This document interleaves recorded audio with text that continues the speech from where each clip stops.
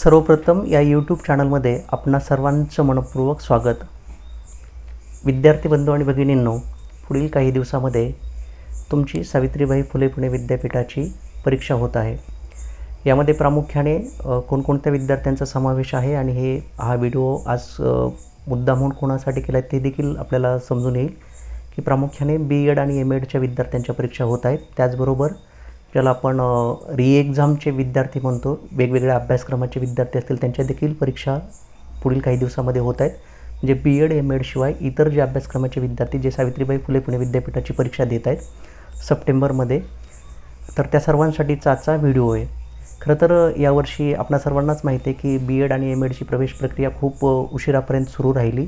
त्यामुळे अनेकांच्या मनामध्ये प्रश्न होता की आपली एक्झाम होईल की नाही, झाली तर कशी होईल। जसं की मागच्या वर्षी B.Ed फर्स्ट इयरची एक्झाम झालेलीच नव्हती, परंतु ती यावर्षी मात्र होते असं विद्यापीठाचं आपल्याला परिपत्रक सांगतायत। मग अशा सर्व पार्श्वभूमीवर विद्यार्थ्यांच्या मनामध्ये आणि काही वेळेला प्राध्यापकांच्या मनामध्ये देखील काही प्रश्न आहेत।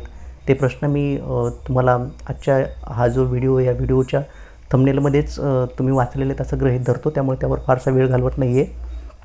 तर या सर्व प्रश्नांची उत्तरं देण्यासाठी मी कुठल्या आधारावर तुम्हाला उत्तरं देतोय ते देखील सुरुवातीला स्पष्ट करतो की आपल्याकडे सावित्रीबाई फुले पुणे विद्यापीठाच्या परीक्षा व मूल्यमापन मंडळाकडून 16 जून 2021 आणि 1 जुलै 2021 रोजी परिपत्रक क्रमांक 6 आणि परिपत्रक क्रमांक 7 अशी 2 परिपत्रकं प्रसिद्ध करण्यात आलेली आहेत आणि त्यामध्ये ही सर्व माहिती सांगितलेली। तर चला पहिला प्रश्न आपण जाणून घेऊया की या परीक्षेसाठी अभ्यासक्रम किती असणार आहे। आपल्याला वाटत होतं की कोरोनामुळे अभ्यासक्रम कमी केलेला असेल, काही समजा 70% म्हणा, 70%चा अभ्यासक्रम असेल, 80%चा असेल किंवा आणखी काही। तर त्याचं उत्तर आपल्याला सुरुवातीला थोडंसं निराशाजनक वाटण्याची शक्यता आहे की विद्यापीठानं या संदर्भामध्ये जे 16 जून रोजी परिपत्रक प्रसिद्ध केलेलं आहे, तर त्या परिपत्रकामधून असं सांगितलेलं आहे की प्रथम वर्ष ते अंतिम वर्ष पदविका, पदवी व पदव्युत्तर अभ्यासक्रमांसाठी बहुपर्यायी प्रश्न सर्व विद्याशाखेतील सर्व विषयांसाठी 100% अभ्यासक्रमावर आधारित राहतील। तथापि विज्ञान व तंत्रज्ञान विद्याशाखेअंतर्गत येणाऱ्या विज्ञान शाखेच्या अंतिम वर्षाच्या अंतिम सत्राच्या म्हणजेच TY-BSc परीक्षांकरिता 70% अभ्यासक्रम निर्धारित केलेला आहे। याचं स्वतंत्र सर्क्युलर विद्यापीठाच्या वेबसाईटला उपलब्ध आहे। म्हणजेच TY-BScचे विद्यार्थी सोडता इतर सर्व शाखांच्या सर्व अभ्यासक्रमाच्या विद्यार्थ्यांचा अभ्यासक्रम कुठलाही कमी झालेला नाही। 100% जो पूर्वी अभ्यासक्रम निर्धारित केलेला होता त्याच सर्व अभ्यासक्रमावर आधारित आपल्याला परीक्षा द्यावी लागणार आहे, हे आपण सर्वांनी लक्षात घेणं गरजेचं आहे। दुसरा प्रश्न आहे की मग आता या जर का पूर्ण अभ्यासक्रमावर आधारित आपली परीक्षा होणार असेल तर त्यासाठीची जी प्रश्नपत्रिका आहे ती प्रश्नपत्रिका एकूण किती गुणांची असणार आहे, त्यामध्ये एकूण किती प्रश्न असणार आहेत। तर त्याचं उत्तर असं आहे की या प्रश्नपत्रिकेमध्ये ज्याला आपण पूर्वीचा जो पूर्ण पेपर म्हणायचो ना की ज्याला आपण 4 युनिटचा म्हणूया किंवा जास्त युनिट असलेला पेपर विद्यापीठाच्या नियमानुसारचा, तर तो एकूण ती प्रश्नपत्रिका असणार आहे ती 60 प्रश्नांची असणार आहे आणि त्याच्यापेक्षा दुप्पट कमी सिलेबस असलेला जी काही प्रश्नपत्रिका असेल तर तिच्यासाठी तुम्हाला 30 प्रश्न असणार आहेत। एक उदाहरण सांगतो की B.Ed फर्स्ट इयरसाठी 106 आणि 107 नावाचे 2 पेपर आहेत। तर ते 106चा जो पेपर असणार आहे तर तो 106च्या पेपरमध्ये एकूण 30च प्रश्न असणार आहेत। आणि मग हे जे प्रश्न आहेत ना, तर ते प्रश्न किती सोडवायचे, तर 60 पैकी तुम्ही 50 प्रश्न सोडवणं अपेक्षित आहे आणि 30 प्रश्नांची जी प्रश्नपत्रिका आहे त्यापैकी तुम्ही 25 प्रश्न सोडवणं अपेक्षित आहे। दुसरा महत्त्वाचा प्रश्न आहे की या परीक्षेमध्ये चुकीच्या उत्तरांसाठी निगेटिव्ह मार्किंग सिस्टीम आहे का। जसं की आपण बघतो की काही MCQ परीक्षांसाठी त्या संबंधित अभ्यास मंडळाकडून त्या संबंधित विद्यापीठाकडून किंवा जी ऑथॉरिटी असते त्यांच्याकडून काही वेळेला निगेटिव्ह मार्किंग सिस्टीम असते, परंतु आपल्या सुदैवानं म्हणूया किंवा आपल्यासाठी खूप चांगली गोष्ट आहे की या आत्ता होणाऱ्या परीक्षेमध्ये तुमच्यासाठी निगेटिव्ह मार्किंग सिस्टीम नाही आहे। याचा अर्थ चुकीच्या उत्तरांसाठी तुमचे कुठल्याही प्रकारचे गुण कपात केले जाणार नाही आहेत। म्हणूनच पुढचा जो प्रश्न आपण विचारलेला होता की 60 पैकी किंवा 30 पैकी आपण किती प्रश्न सोडवायचे, तर त्याचं उत्तर असं आहे की विद्यापीठाकडून तुम्हाला जी ऑनलाईन प्रश्नपत्रिका मिळणार आहे त्या ऑनलाईन प्रश्नपत्रिकेमध्ये असतं की 60 पैकी कोणतेही 30 प्रश्न सोडवा किंवा 30 पैकी कोणतेही 25 प्रश्न सोडवा। म्हणजे परत रिपीट करतो की 60 गुणांची प्रश्नपत्रिका असेल तर तुम्ही विद्यापीठाच्या एकूण निर्देशानुसार 50 प्रश्न सोडवणं अपेक्षित आहे. आणि जर का 30 प्रश्नांची प्रश्नपत्रिका असेल तर त्यातले तुम्ही 25 प्रश्न सोडवणं अपेक्षित आहे. मात्र इथे एक लक्षात घ्या की आपण वर बघितलं की या परीक्षेसाठी निगेटिव्ह मार्किंग सिस्टीम नाही आहे, त्यामुळं आपण 60 पैकी 60 प्रश्न सोडवले तरी आपला फायदाच होणार आहे. 30 पैकी 30 प्रश्न सोडवले तरी निश्चितच आपला फायदा होणार आहे. ते कशासाठी तर ते आपण लक्षात घेऊया की एकूण इथं निगेटिव्ह मार्किंग सिस्टीम नाही आहे. आणि तुम्ही म्हणाल की प्रश्नपत्रिकेत तर असतं की 60 पैकी 50च प्रश्न सोडवा.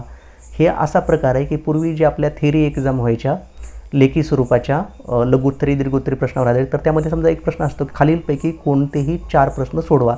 खाली 5 प्रश्न दिलेले असतात, म्हणजे 5 पैकी तुम्ही कुठलेही 4 सोडवायला सांगितले असतात. याचा अर्थ तुम्ही 5 सोडवू नका असा नाही होत की तुम्ही 5चे 5ही सोडवू शकता. तुमची इच्छा असेल, तुमच्याकडे वेळ असेल आणि तुमच्याकडे जर का क्षमता असतील तर तुम्ही ते 5ही प्रश्न सोडवू शकता. अगदी त्याच न्यायानं या परीक्षेमध्ये आपण काय करू शकतो की 60 पैकी 60 प्रश्न सोडवू शकतो आणि 30 पैकी 30 प्रश्नसुद्धा सोडवू शकतो. त्यामुळे आपल्याला या प्रश्नाचं उत्तर खूप चांगल्या पद्धतीने मिळेल असण्याची शक्यता आहे.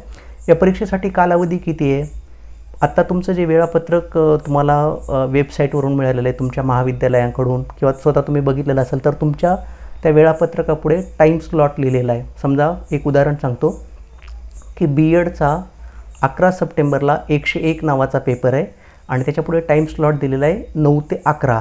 म्हणजे काही विद्यार्थ्यांना वाटतं की 2 तास वेळ आहे, परंतु कृपा करून लक्षात घ्या की तो 2 तास वेळ नाही आहे, तर तो एकूण टाईम स्लॉट आहे की त्या 2 तासामध्ये तुम्ही ही प्रश्नपत्रिका सोडवायची. तर 60 गुणांची जी 60 प्रश्नांची जी प्रश्नपत्रिका आहे त्याच्यासाठी तुम्हाला 60 मिनिटांचा वेळ आहे. म्हणजे त्या 2 तासापैकी कुठलाही 1 तास तुम्हाला फक्त आणि फक्त परीक्षेसाठी मिळणार आहे. 1 तासाच्या पुढे तुमची प्रश्नपत्रिका राहणार नाही, ती आपोआप सबमिट होईल. म्हणून आपण इथं लक्षात घेतलं पाहिजे की आपल्यासाठी फक्त 1च तासाचा कालावधी आहे. 60 प्रश्नांसाठी 1 तासिका, 30 प्रश्नांसाठी अर्धा तास म्हणजे 30 मिनिटे. म्हणजे कालावधी किती ते आपल्याला कळालं. दिव्यांग विद्यार्थ्यांसाठी काही सवलत आहे का? तुम्ही बघितलं की यापूर्वीच्या आपल्या लेखी परीक्षांना दिव्यांग विद्यार्थ्यांसाठी काही विशेष सवलती असतात, काही जास्तीचा वेळ असतो, तर ते इथं त्यांना मिळणार आहे काय? तर त्याचं उत्तर देखील आहे की होय, दिव्यांग विद्यार्थ्यांसाठी पूर्वीच्या सगळ्या सेवा सवलती विद्यापीठानं तशाच ठेवलेल्या आहेत. आणि या परीक्षेमध्ये अशा विद्यार्थ्यांना त्यांनी संबंधित कागदपत्रे, संबंधित पुरावे योग्य पद्धतीनं ऑथॉरिटीकडे जर का दाखल केलेले असतील तर त्यांना या परीक्षेसाठी 20 मिनिटांचा जास्तीचा वेळ वाढवून मिळणार आहे. म्हणजे 20 मिनिटं त्यांच्यासाठीची वेळेची सवलत आहे. पुढचा प्रश्न आहे की फक्त बरोबर उत्तरांचेच प्रश्न ग्राह्य धरले जाणार का? याचं निश्चितपणे उत्तर होय. आपण जसं सांगितलं की निगेटिव्ह मार्किंग सिस्टीम नाही आहे, याचाच अर्थ काय की जे प्रश्न बरोबर येतील, ज्या प्रश्नांची उत्तर बरोबर येतील तेच प्रश्न तुम्हाला गुणांसाठी ग्राह्य धरले जाणार आहेत. म्हणूनच मी तुम्हाला पुन्हा सांगतो की या परीक्षेमध्ये तुम्ही 60 पैकी 60 प्रश्न सोडवणं आणि 30 पैकी 30 प्रश्न सोडवणं ही खूप महत्त्वाची अट आहे. तुम्हाला जास्तीत जास्त गुण मिळावेत, तुम्ही खूप चांगल्या पद्धतीनं पास व्हावात यासाठी. म्हणून तुम्ही अभ्यास करताना सुद्धा याच पद्धतीने केला पाहिजे की मला एकूण 60 मिनिटामध्ये 60 प्रश्न कसे सोडवता येतील, 30 मिनिटामध्ये 30 प्रश्न कसे सोडवता येतील, तेही खूप चांगल्या पद्धतीनं खूप उत्तमरित्या ती आपण तयारी करणं गरजेचं आहे. पासिंग किती गुणांना आहे? तर मी इथं माझा अनुभव BEd आणि M.Edच्या संदर्भातलाच आहे, म्हणून असं सांगेल की BEd आणि M.Edच्या अभ्यासक्रमासाठी तुम्हाला 50% मार्कांना पासिंगचा निकष आहे. म्हणजेच काय की एकूण 50 पैकी तुमचे 25 प्रश्न बरोबर यायला हवेत, तुम्हाला 25 गुण मिळायला हवेत, तर तुम्ही पास होऊ शकता. इतर अभ्यासक्रमाचे जे विद्यार्थी असतील त्यांचे जे काही निकष असतील त्यांनी ते बघून घ्यावेत आणि त्यानुसार ते समजून घ्यावं. अशा पद्धतीनं आज आपण पहिल्या भागामध्ये एकूण 6-8 महत्त्वाचे जे प्रश्न होते त्याची उत्तर घेतली. भाग 2मध्ये आपण तुम्हाला या परीक्षेसाठीची मॉक टेस्ट कधी उपलब्ध होणार आहे, जर का परीक्षा देताना पेपरमध्येच बंद पडला तर त्यासाठी काय करावं, काही जर का परीक्षेच्या संदर्भातल्या तुमच्या तक्रारी असतील तर त्या तक्रारी कुठे दाखल करता येतील, कशा दाखल कराव्यात, त्याचबरोबर तुमचा निकाल तुम्हाला कधी पाहायला मिळणार आहे, तुमच्यासाठीच्या तक्रारींची दखल घेऊन विशेष परीक्षा कधी घेतली जाणार आहे आणि तुम्हाला छायांकित प्रत व पुनर्मूल्यांकनाची सोय उपलब्ध आहेत का, या सर्व महत्त्वपूर्ण प्रश्नांची उत्तर आपण भाग 2मधून जाणून घेणार आहोत.